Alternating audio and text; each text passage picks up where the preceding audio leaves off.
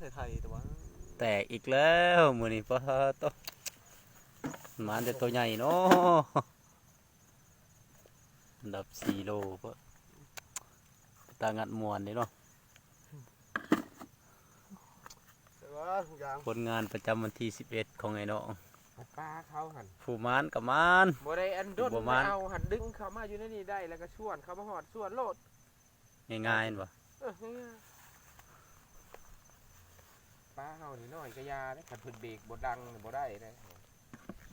ผู้ได้แล้วเมื่อไว้เนาะผู้บ่ได้อยู่ต่อ โอ้เมื่อบ้านนี่